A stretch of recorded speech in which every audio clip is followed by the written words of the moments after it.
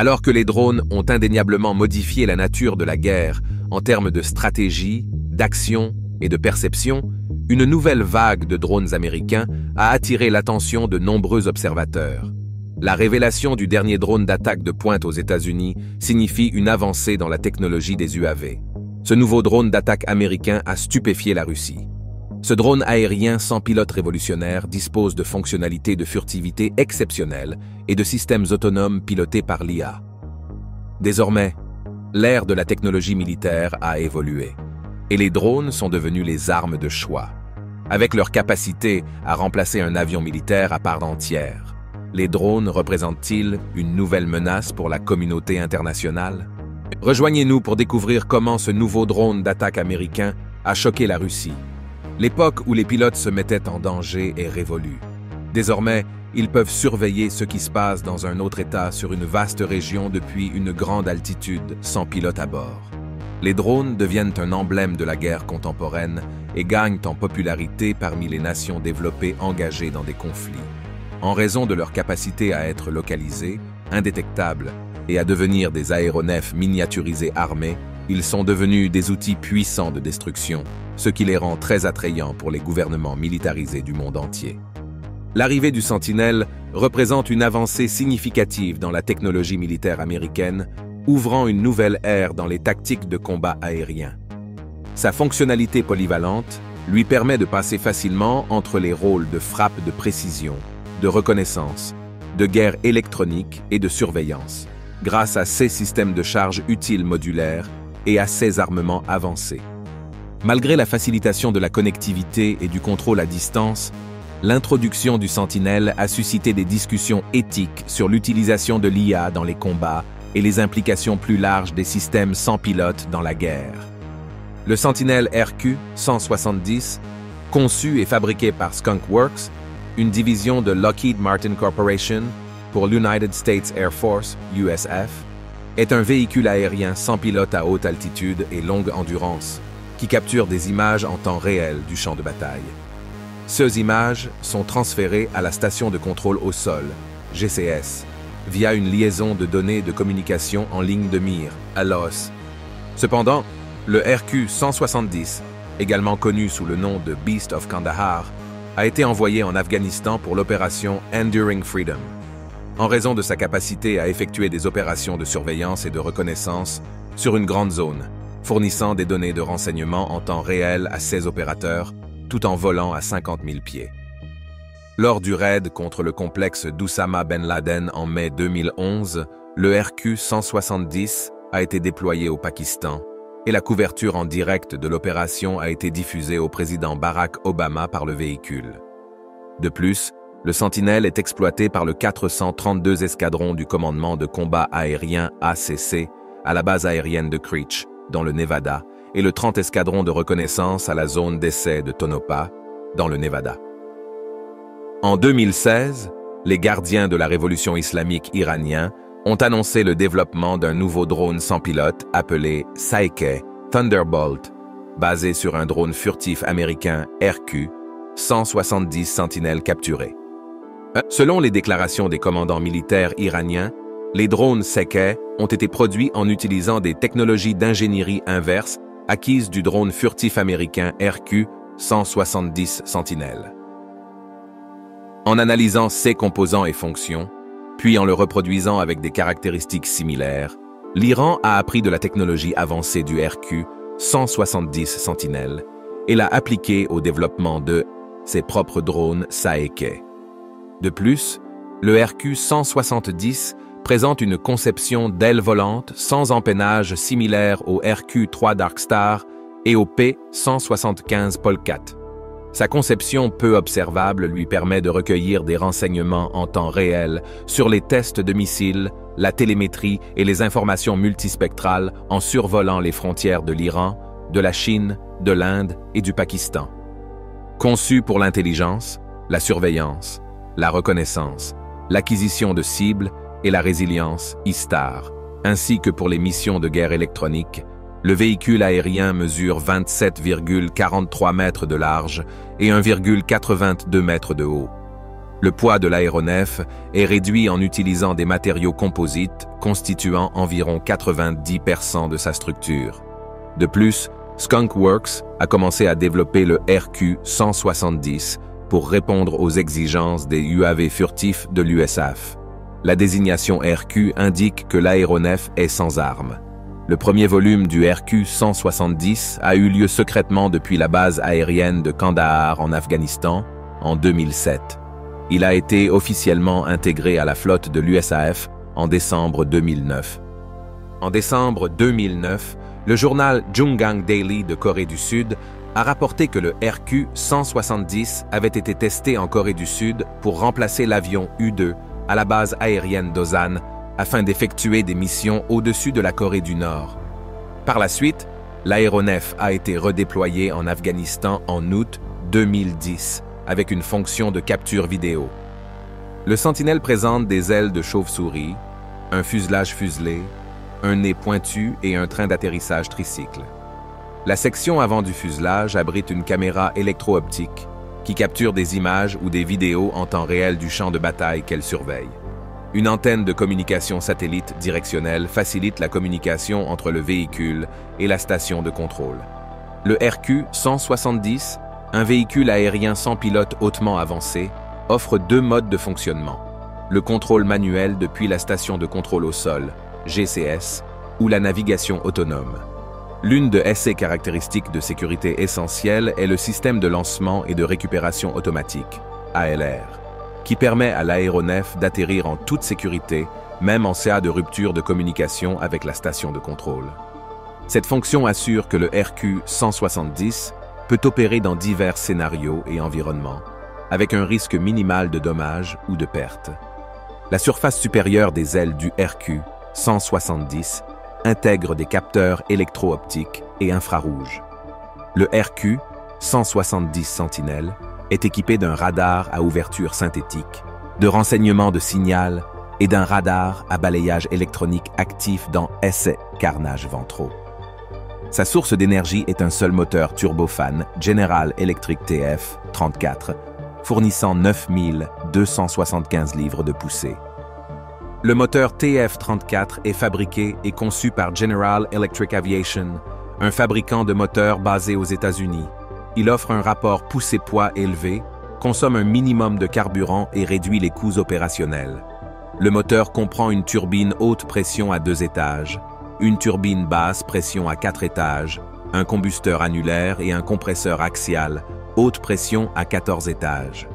Les images ou vidéos capturées par les caméras à bord du véhicule sont affichées en temps réel sur la station de contrôle au sol, GCS, du RQ-170. Skunk Works a conçu et construit la station de contrôle pour récupérer, traiter, stocker et surveiller les données fournies par le véhicule. Le RQ-170 est suivi, contrôlé et surveillé à la GCS en transférant des commandes à la voiture via la liaison de données LOS Satcom. De manière similaire, le XQ-58 Valkyrie est un exemple remarquable des avancées dans les véhicules aériens sans pilote et la technologie militaire. Cette plateforme de pointe présente une combinaison d'ingénierie avancée, de capacités autonomes et de conception économique. Le XQ-58A Valkyrie est un véhicule aérien sans pilote aux capacités élevées développé par le laboratoire de recherche de l'US Air Force et Kratos Defense and Security Solutions, Inc. Cette collaboration faisait partie du portefeuille de technologies d'aéronefs attritables à faible coût, LCAAT, de l'AFRL, visant à réduire les coûts croissants des avions tactiquement pertinents. De plus, Kratos était responsable de la conception et de la production de l'aéronef. En même temps, la direction des systèmes aérospatiaux de l'AFRL a effectué des évaluations critiques des sous-systèmes électriques et de contrôle du XQ-58, des tests structurels et de l'intégration de l'entrée de turbine. Le XQ-58A est un exemple d'une nouvelle classe de véhicules aériens sans pilote développés selon un processus d'approvisionnement rentable en temps et en coût, et il est conçu pour être beaucoup moins cher à exploiter que les véhicules traditionnels pilotés ou non. Cependant, ce véhicule réutilisable à faible entretien est un exemple d'un aéronef attritable conçu pour être utilisé pour plusieurs missions, mais construit à un coût qui permet qu'il soit une perte en combat. Cet avion à long rayon d'action est conçu pour des vitesses élevées et une manœuvrabilité agile, lui permettant d'effectuer diverses missions. Il est indépendant de la piste, offrant une flexibilité opérationnelle maximale aux combattants. Le XQ-58A aborde les problèmes de coût, d'entretien et de tolérance à l'attrition. Cette plateforme à faible coût, à faible entretien et plus jetable, peut accomplir les mêmes missions vitales que les avions existants, qu'ils soient pilotés ou non.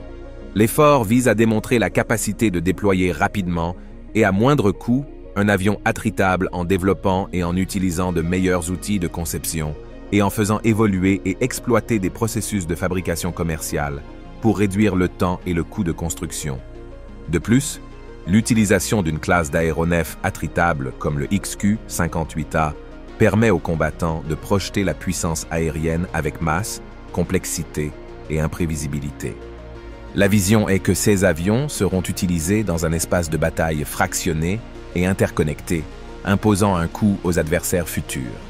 Il est important de noter que le XQ-58 est un avion conçu et construit seulement 2 ans et demi après l'attribution du contrat. Il a effectué son premier volume le 5 mars 2019 et a depuis accompli 4 vols, répondant à tous les objectifs des essais en volume. Des essais en volume supplémentaires continueront de mesurer ses performances et sa fonctionnalité. L'objectif futur du programme XQ-58 est de démontrer sa capacité en tant que passerelle de communication entre les avions de 5e génération et la détection en couche avancée à faible coût. Ces démonstrations de capacité sont financées par les efforts des systèmes de gestion de bataille avancés. Cela représente une évolution continue vers l'autonomie et les systèmes de défense. Ces fonctionnalités autonomes augmentent la flexibilité opérationnelle tout en réduisant la dépendance des pilotes humains, permettant des tactiques de formation-dessin et des opérations distribuées. De plus, la marine américaine a développé le X-47B UCAS dans le cadre du programme de démonstration de systèmes aériens de combat sans pilote, UKSD. L'objectif du programme est de créer et de démontrer le déploiement d'aéronefs sans pilote de taille de chasseur depuis les porte-avions de l'US Navy. Le X-47B est une version modifiée du Pegasus X-47A, initialement développé dans le cadre d'un programme conjoint de l'USAF et de l'USN, appelé JUCAS, en 2001. Ce programme a été financé par la DARPA, avec Northrop Grumman comme contractant principal. Cependant, en février 2006, les forces de défense ont annulé le programme de développement UCAS au profit de programmes de développement de UAV séparés. Le développement du X-47B, commencé en juin 2005, a été temporairement interrompu suite à l'annulation. En août 2007, le commandement des systèmes aériens navals des États-Unis, NAVAIR, a attribué à Northrop Grumman un contrat pour construire et démontrer 2 avions X-47B dans le cadre du programme UCASD. Le programme UCASD vise à développer des systèmes non habités compatibles avec les porte-avions pour l'avenir avec un risque minimal. Rockwell Collins, Goodrich, Lockheed Martin, Parker Aerospace, Honeywell, GKN Aerospace, General Electric, GE, Wind River, Dell, Hamilton Sundstrand, Pratt & Whitney, Eaton et Moog font partie des entreprises collaborant au programme UCASD. L'aéronef sans pilote X-47B est un avion révolutionnaire sans empennage, mesurant 38,2 pieds de long et ayant une envergure de 62,1 pieds. Conçu en tenant compte de la furtivité et de la faible observabilité, le X-47B est capable d'éviter la détection par radar et d'autres systèmes de capteurs. La soute à armes de l'aéronef peut transporter jusqu'à 4500 livres d'armes en faisant une plateforme compétente pour diverses missions. Avec sa conception avancée et sa technologie de pointe, le X-47B est une merveille de l'aviation moderne et un témoignage de l'ingéniosité et de l'innovation humaine. Le système aérien de combat sans pilote X-47B, UCAS, est un avion entièrement piloté par ordinateur. Son système de contrôle de volume avancé est entièrement autonome, lui permettant d'effectuer des missions complexes avec une précision incroyables. Le système de navigation UKS utilise une combinaison de systèmes de positionnement mondial, GPS, et de navigation basée sur la vision, le rendant très fiable et polyvalent. La trajectoire de volume est pré-programmée par un opérateur de mission qualifié et surveillé attentivement tout au long de la mission, garantissant que le UCAS fonctionne de manière sûre et efficace.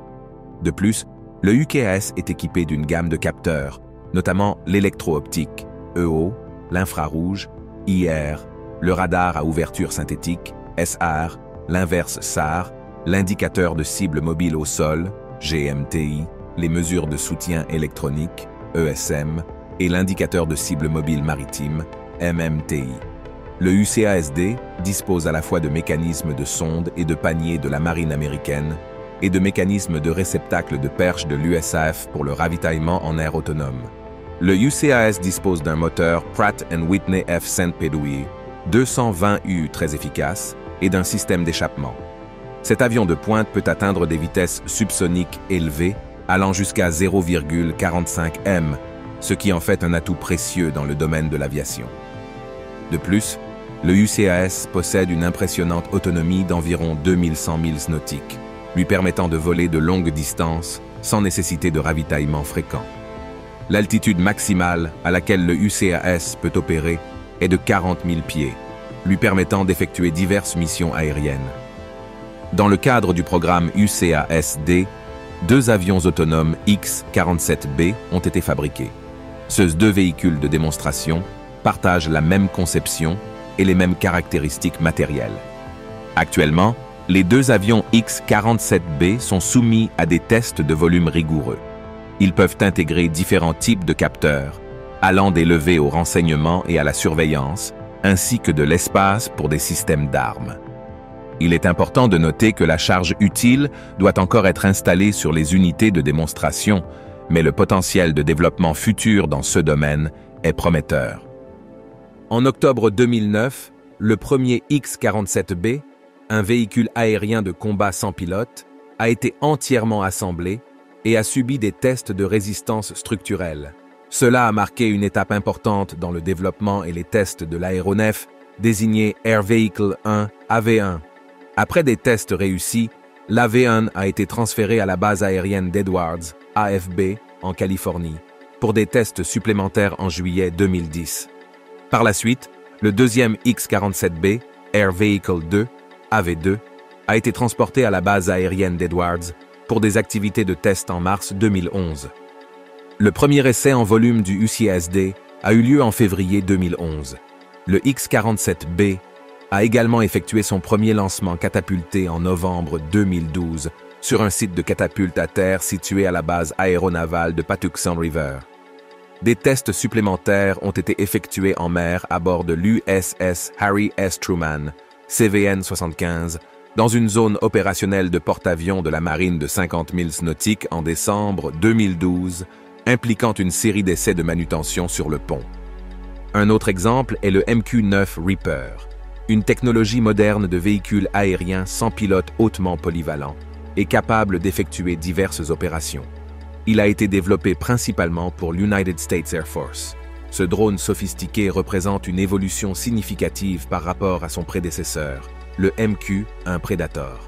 Il est le summum de la technologie moderne des véhicules aériens sans pilote, équipés de capteurs avancés, de caméras et de munitions guidées avec précision. Le MQ-9 Reaper est connu pour son temps de présence significatif, ses capteurs à large portée, sa suite de communication multimode et ses armes de précision. Il offre une capacité unique pour effectuer des frappes, des coordinations et des missions de reconnaissance contre des cibles de grande valeur, fugaces et temporaires. Les Reapers peuvent également effectuer les missions et tâches suivantes, notamment le renseignement, la surveillance, la reconnaissance, le soutien aérien rapproché, la recherche et le sauvetage au combat, la frappe de précision, le guidage laser compagnon, la surveillance de convois ou de raids, le dégagement d'itinéraires, le développement de cibles et le guidage aérien terminal. De plus, le Reaper fait partie d'un système d'aéronefs télépilotés. Une méthode entièrement opérationnelle comprend plusieurs aéronefs équipés de capteurs et d'armes, une station de contrôle au sol, une liaison satellite principale du Predator, un équipement de rechange et des équipes d'opération et de maintenance pour des missions de 24 heures. L'équipage principal se compose d'un pilote qualifié pour piloter l'aéronef et commander la mission, d'un membre d'équipage aérien enrôlé pour faire fonctionner les capteurs et les armes, et d'un coordinateur de mission en cas de besoin. Pour répondre aux exigences des commandants combattants, le Reaper offre des capacités adaptées en utilisant des kits de mission contenant diverses combinaisons d'armes et de charges utiles de capteurs. Le système de base MQ-9 transporte le système de ciblage multispectral qui dispose d'une suite robuste de capteurs visuels pour le ciblage. Le MTS-B intègre un détecteur infrarouge, une caméra couleur noir et blanc en lumière du jour, une caméra TV à intensification d'image, un désignateur laser et un illuminateur laser. La vidéo en mouvement intégral de chaque capteur d'imagerie peut être visualisée comme des flux vidéo séparés ou fusionnés. L'unité intègre également un télémètre laser ou un désignateur qui désigne précisément les cibles pour l'emploi de munitions guidées laser, telles que la bombe guidée GBU-12 Paveway 2. Le Reaper dispose également d'un radar à ouverture synthétique pour permettre le ciblage futur des munitions GBU 38 Joint Direct Attack. Le MQ-9 peut utiliser 4 missiles guidés laser, le missile air-sol Hellfire AGM-114, qui possède des capacités d'engagement hautement précises, à faible impact, anti-blindage et anti-personnel. L'aéronef télépiloté peut être désassemblé et chargé dans un seul conteneur pour un déploiement mondial également. En fait, l'ensemble du système peut être transporté dans le C-130 Hercule ou des avions plus grands. L'aéronef MQ-9 opère depuis des terrains d'aviation standard aux États-Unis avec une ligne de visée claire vers l'antenne du terminal de données au sol qui assure des communications en ligne de visée pour le décollage et l'atterrissage. Le PPSL fournit des contacts au-delà de l'horizon pour l'aéronef et les capteurs. De plus, le concept principal des opérations, les opérations à distance séparée, utilise une station de contrôle au sol pour le lancement et la récupération des opérations de décollage et d'atterrissage sur le site d'exploitation avancé. En même temps, l'équipage basé aux États-Unis continentaux assure le commandement et le contrôle du reste de la mission via des liaisons au-delà de la ligne de visée. Les opérations à distance séparée entraînent moins de personnel déployé sur un site avancé, consolident la puissance des différents vols en un seul endroit et simplifient les fonctions de commandement et de contrôle, ainsi que les défis logistiques d'approvisionnement pour le système d'armes. L'US Air Force a proposé le système MQ-9 Reaper en réponse à la directive du département de la Défense de soutenir les initiatives des opérations de contingence à l'étranger. Il est plus grand et plus puissant que le MQ-1 Predator et est conçu pour exécuter des cibles urgentes avec persistance et précision et détruire ou désactiver ces cibles. Le M est la désignation du DoD pour multirôle et Q signifie système d'aéronef télépiloté. Le 9 indique qu'il est le 9e de la série des systèmes d'aéronefs télépilotés. Cependant, l'utilisation de capacités létales à travers des plateformes sans pilote, comme les drones, soulève des préoccupations éthiques concernant la conduite de la guerre, les victimes civiles et les implications de la guerre à distance. À mesure que le déploiement mondial de drones comme le MQ-9 Reaper continue de s'étendre, il est de plus en plus nécessaire de disposer de cadres éthiques robustes, de réglementations internationales et de politiques transparentes pour gouverner leur utilisation.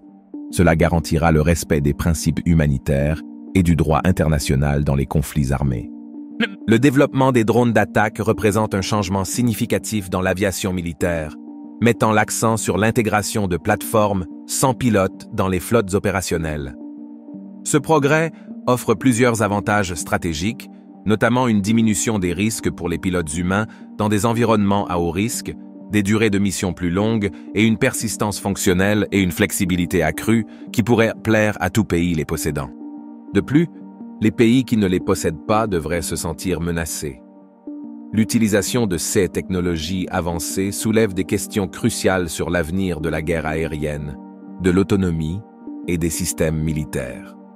Les considérations éthiques entourant l'utilisation de véhicules de combat sans pilote dans les conflits armés sont également pertinentes. À mesure que ces systèmes sans pilote évoluent, les discussions sur leurs implications éthiques, les réglementations internationales et la nécessité d'une utilisation responsable deviennent impératives pour façonner le paysage futur des technologies de défense et de la sécurité mondiale. Compte tenu des conséquences potentielles de l'utilisation de toutes ces armes autonomes dans les conflits, beaucoup d'attention est accordée à l'équilibre entre le progrès technologique et les cadres éthiques, et à garantir le déploiement responsable des capacités. La question qui ne cesse de revenir à l'esprit est alors la suivante. Dans quelle mesure ces innovations redéfiniront-elles la nature de la guerre et les paradigmes de la sécurité internationale? Seul l'avenir peut le dire. Merci de nous avoir regardés. Pendant que vous êtes encore ici, cliquez sur le lien à l'écran pour regarder une autre de nos vidéos passionnantes. À bientôt.